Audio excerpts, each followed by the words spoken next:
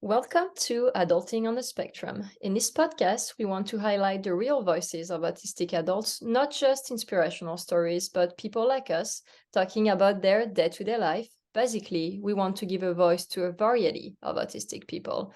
I'm Eileen Lamb, an autistic author and photographer, and I co-host this podcast with Andrew Komarow.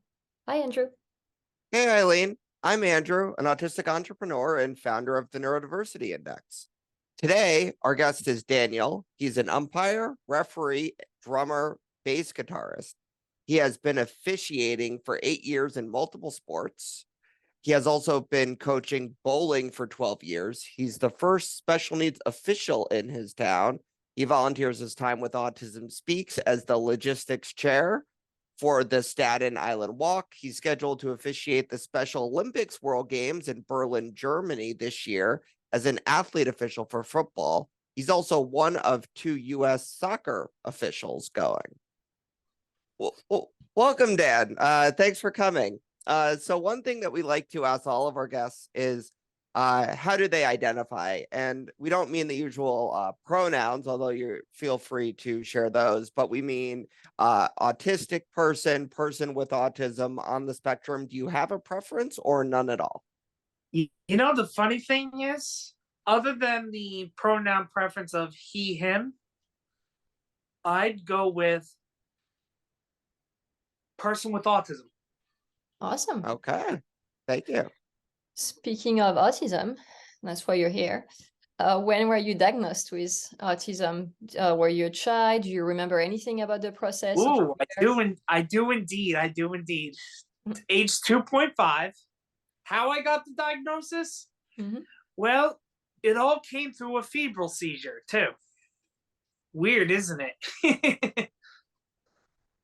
How did the seizure lead to an autism diagnosis? Honestly, it was a weird collision, because I remember riding in the ambulance from my grandmother's house. This was in Brooklyn, New York at the time. My grandmother lived in Trump Village, and I remember talking about all the ambulance stuff, and I always loved vehicles and transportation. So once the febrile seizure happened, we went to see my doctor, Dr. Mevs at the time, and was diagnosed autistic. Asperger's in this case, the former terminology. So when did you hear about it? Because you were very young. So when did your parents or grandparents, your caregivers tell you about your diagnosis? Do you remember? I would say age 4. Wow. Did you understand at that time? Well, I kind of knew some of the things that I was doing, like the train lineups, because I always had a fascinated in Thomas and Friends when I was younger. But I understood it somewhat, but not enough to know. Years later, I'm still learning the diagnosis, and it just makes me more unique than I thought. That's definitely true. And one other thing that I think is unique, although we've had a few, is that you're very into sports. How did you get into sports? So my first sport was actually baseball and soccer, and that was through the JCC program. Years later, I got into bowling. Still can't bowl perfect. I question myself on that sometimes. I still can't shoot a 300 even if I tried. But what's your best score with bowling? 279. 300 is a perfect score, right? Perfect score indeed. But my high series out of 3 games, which a normal regulation is in league or tournament play is a 3-game series, is a 709 series. That includes the 279. Eileen, do you play bowling? I think you'd be funny to go bowling with. I feel like I'm happy when I get over 100. So like that seems insane, 279. But I'm really bad at it. So there's that too. Maybe I should ask Well, about you're in. camp. Yeah, well, you're in luck. You're looking at you're talking to a bowling coach. I've been teaching kids how to bowl for 12 years. Ooh. Do you have I can tips? work on it with you. Well, how about some tips that you can give people through Zoom? Because, Yeah, that's no problem. So, bowling is pretty much shaking hands with someone. You want your thumb up, shaking hands like you're shaking hands with someone, and you're pretty much shaking hands with someone with an arm straight. Yes. Bingo. 1, 2, 3, release. 1, 2, 3, release. Get it? Get the idea? yeah, And you I walk did. in a straight line, but with force, you're walking up to the foul line 4 steps. You could also do a 5-step approach if you feel like running it up, but the normal preferred approach is a 4-step approach. 1, 2, 3, 4. Handshake, release. Correct? Well, you want to do it at the same time too. Oh, So 1, 2, 3. On the 4th step, you release the ball.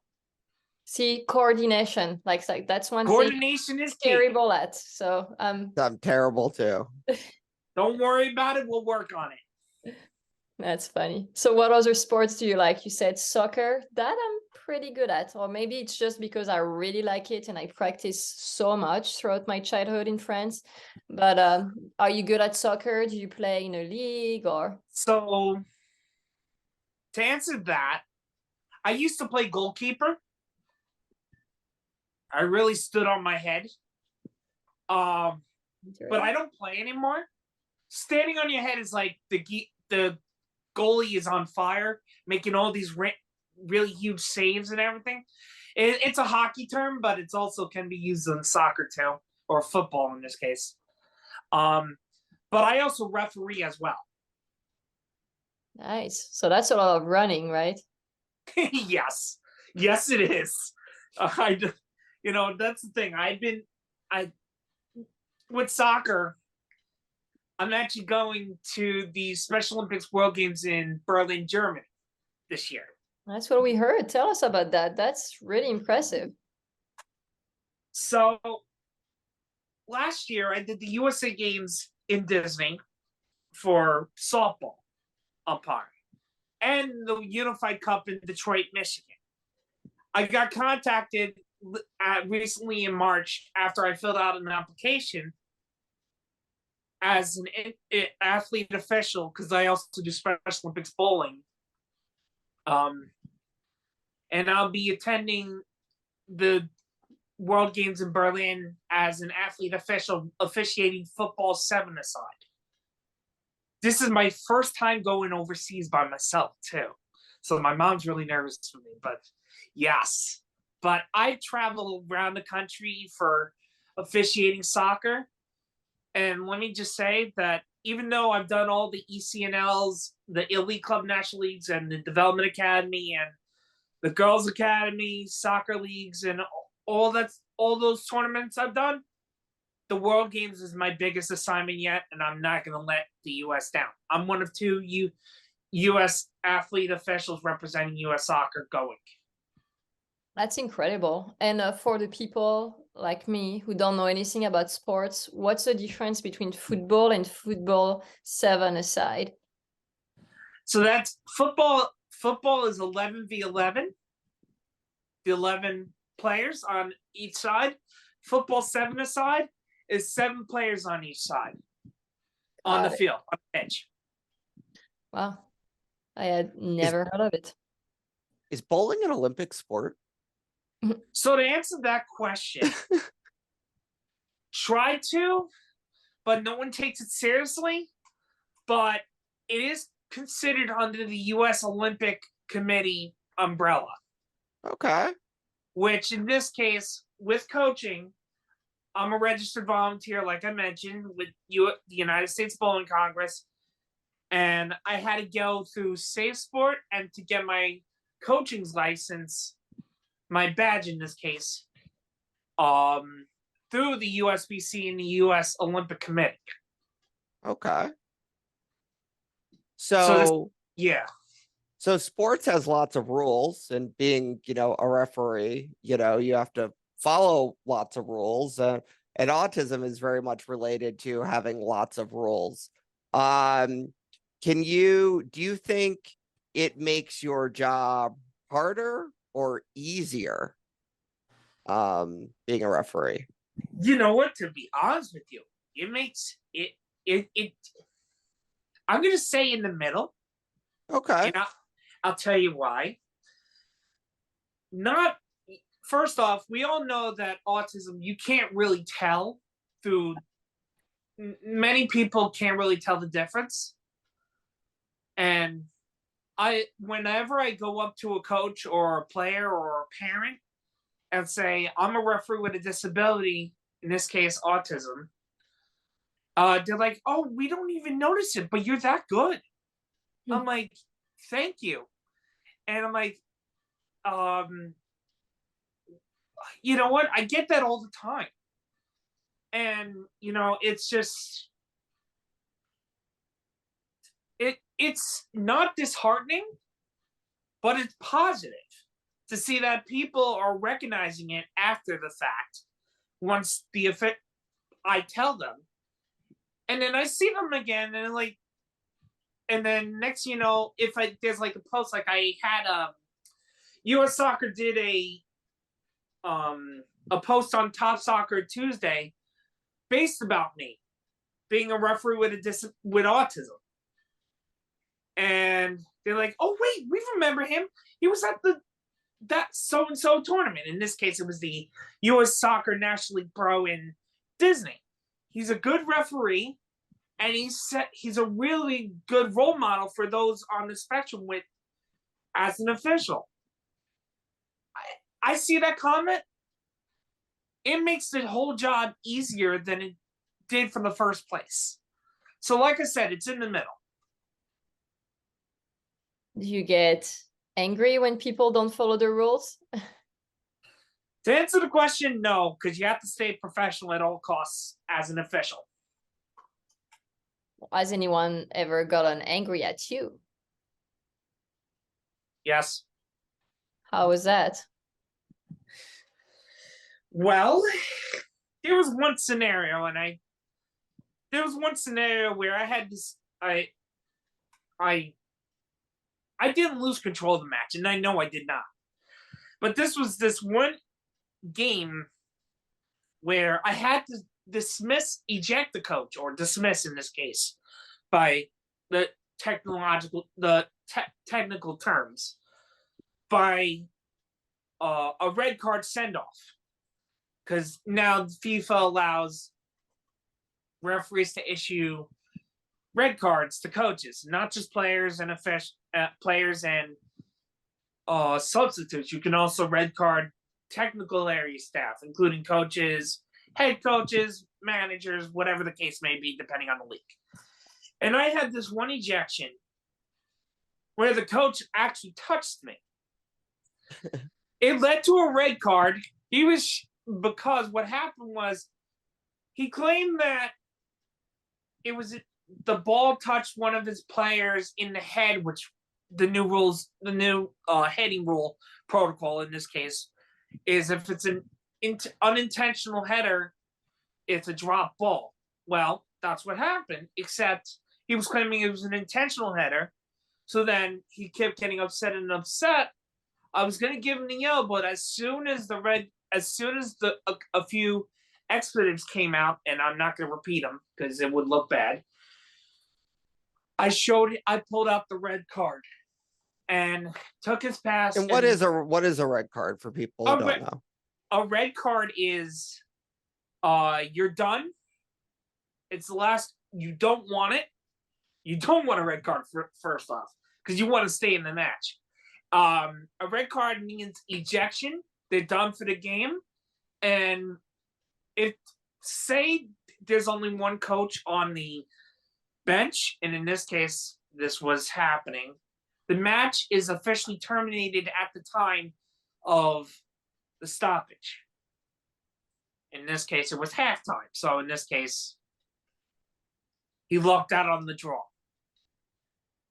Darn. Did you feel scared when the coach started touching you? Oh yeah. Was he scary looking? Like really strong? I wouldn't say scary looking, but I'd say more like I was just I just felt uncomfortable. Yeah. You know, I think sometimes And it's not even that people like look scary. It's more like if they're angry and not controlling their emotions and feelings, it's like even I scarier mean, than someone who's like very muscular and big and of strong, course. right? Of course. And you know what? That'll happen from time to time, especially when you have a new, like, say, a 13-year-old ref, which, by the way, in US soccer, you're allowed to start refereeing at 13 years old. Wow. Yeah. And a newbie ref at 13, and you deal with a situation like that, it's scary for them. That's how bad the shortage of referees is, because of the behavior of coaches and players and spectators. So why do you do what you do? I do it for the kids. I don't do it for the money. Honestly, the money's good, no question.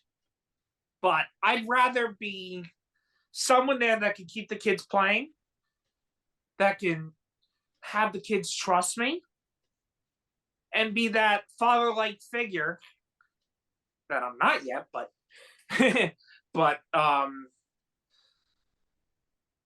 for the kids, so they know they're okay in a safe position. You know, I've been around kids all my life. Summer camp counselor, bowling coach, of course, umpire for baseball and softball, soccer referee, flag football referee. You know, I've been around kids all my life, and you know what? To be honest with you, going back to the bowling coach in this case, I've been volunteering at my local bowling center, Rabs Country Lanes, for 12 years. I'm like that person, that go-to person. I want the players on the pitch or on the diamond to feel they have someone to go to when there's a bad situation and I can solve it. How are you gonna handle your international travel though? Have you thought about it? Do you have anxiety? Have you done anything Actually, to share?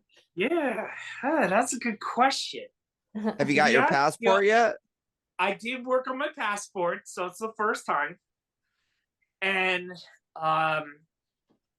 they haven't planned the airfare yet, but it's working on currently by Special Olympics. And you know, like I mentioned, I travel all over the country. I could treat this like I'm traveling to another tournament. Easier said than done. But that's a good way to look at it. It makes a lot of sense. Very similar. Of course. And you know, that's the thing. If you've done something before and you're doing something new, treat it like you're doing it again. Good advice. Yeah, not bad. How about music? You say you're a drummer. Yes, indeed. You have a lot of talents, I guess. Do you play the band? So I play drums. I'm a music student currently. But one of my favorite things to do every year since the COVID pandemic, when I first found out about it, I participate in a breast cancer drumathon. What's that? So, drumathon, and shout out to my friend April Samuels, who's the founder of Breast Cancer Can Stick It, she's a professional drummer, diagnosed with triple negative breast cancer a while back.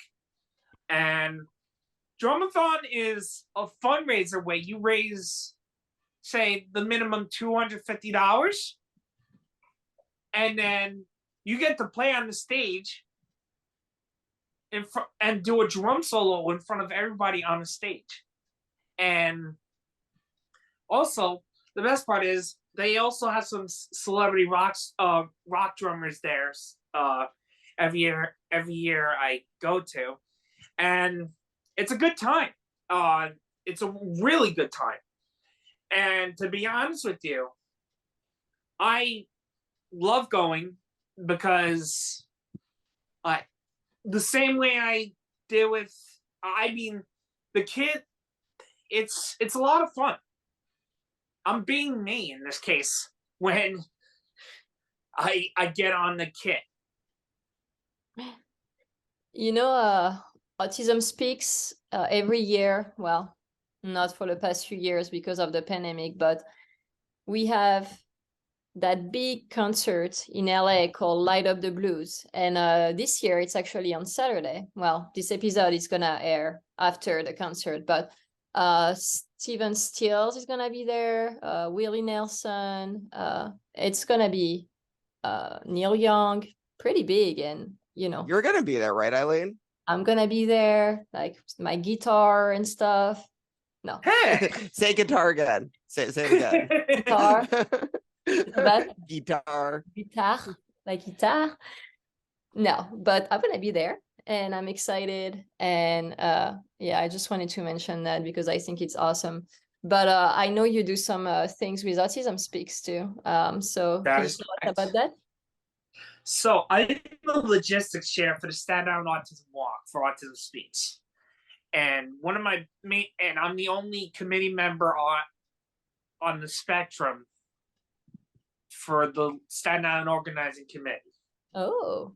And I figured I'd join up, set the example, see if others can join us too.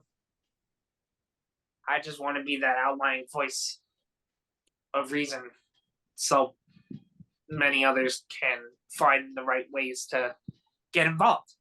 So what do you do? What advice would you give to others looking to get involved? Just do it. You'll never know. You miss. I think Nike came up with that one. I don't know. Do you have a copyright? Well, I'm gonna go with a Wayne Gretzky reference. You miss 100% of the shots you don't take. I love that. That's such a good one. Well, it's so perfect. I know it's not yours, but it's like great answer. Like I want to remember that quote because it's like very inspiring. It makes me want to do things. It's like, okay, you're scared to do this, but like do it. What's the worst that can happen? Exactly. And bad things, but yeah. Yeah, no, of course. And that's the thing. Every time I step onto the field or step onto the stage, it's like, all right, Daniel, how are we gonna get through this? How are we gonna get through this? And next, you get through this. It's just simple. Just do it. If you don't do it, you'll regret it. Okay. Okay. So where can we find you? I know you mentioned you have an Instagram. Any other social media? Well, I do have a Facebook page, and I do have a Facebook page called Daniel's World, where I post about all my adventures and my podcast interviews that I do as well. I forgot to mention I'm a podcaster too. So, but I also have an Instagram called Daniel Umps and Drums, which I will send you the link to. Send you the link to after. And I don't have Twitter. I don't know why. I should, but I should. No, you shouldn't. No. Yeah, you shouldn't. If you don't have Twitter, you're good. Don't get Twitter unless you want to get. I'm terrible. I'm terrible at many words, so in this case, it makes more sense not to have Twitter. You're all good. Don't go for it. I mean, I guess you miss 100% of the shots you don't take. I'm gonna exclude Twitter from that quote. Okay. You got it. Anyway, I'm gonna ask you some quick fire questions. So first, fire away. Who is your favorite baseball player? The funny thing you mentioned about that, and I don't know if Andrew saw the video. I did get to meet David Wright in a Zoom video a while back in 2020. That was sponsored by,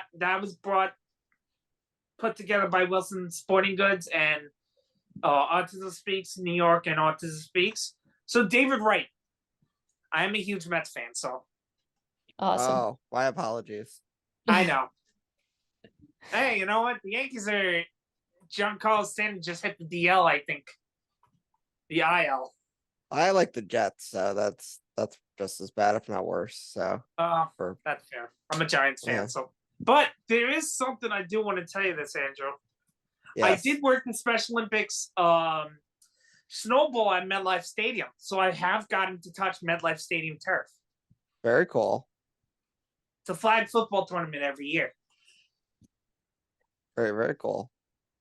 Okay, next question. Who's your favorite autism representation in a movie? Like your favorite character in a movie or TV show or book even? I'll give you a good one, actually. In fact, it has the word good in it. The Good Doctor. Oh, you like that one? Are you kidding? My parents watch it. I watch it sometimes. You know, it's like when I get a chance to, because I work busy. But I do get to. I do get to watch it from time to time. Eileen, do you watch it? I've watched a couple episodes and I was like, okay, it's a little bit like autism as a superpower type of thing. And, you know, it's hard for me because, you know, my oldest son is like nonverbal, like he has very high needs. And I feel like all the movies and TV shows, like they show the people who have like a gift, and it's not that it's a bad TV show. I would love to see like more representation of, you know, the other side of the spectrum, if I can say it No, like. of course. You should sign Charlie up for Hollywood. But no, so my wife Jessica tells me that with the Good Doctor that like the relationship is very relatable. And I'm like, wait, what part? And she's just like, all of it. And I think when we watch it, I think she's just like, and that's something my husband would do. So I gotcha. Totally understandable. What's your favorite animal? A dog. what kind of dog? Ooh, good one. Well, currently I have an English Springer Spaniel that acts very stinky a lot because silly behavior. That's besides the point. Yeah, English Springer Spaniel, but I need to tell a certain stinky doggy to stop being so stinky with behavior. He's a little bit silly. What's his name? Hamilton. Oh, do you like Formula One? So to give you a little feedback on historical feedback on how we got the name Hamilton. My sister named him that because my sister's a huge Hamilton freak. Like the Formula One driver? The musical. Oh, okay. I wasn't sure. The Hamilton the musical. You know, based on U.S. history, it's a musical created by Lin-Manuel Miranda. Have you seen it? No, but I do have a friend of mine that subbed drums on it once. Very cool. Eileen, have you seen it? Nope. Obviously. You haven't seen anything, so you haven't. I've seen Harry Potter and I've read them. So what's your favorite historical moment in sports? And like it can be any sport, like something that just like, you know, made you cry. Nice big open-ended question for you. Oh, I love good big open questions, and you know what, you're hitting me in a good spot here. To be honest with you, actually, there's one good moment, and it was actually I got two of them. Actually, I got two. It's Mets related, which was the Andy Chavez catch that turned into a double play back in 2006 in the playoffs against the St. Louis Cardinals, Game 7. And then there's the other one, 2008. Jose Reyes solo home run that led to a team cycle of home runs back in 2008 against the Phillies.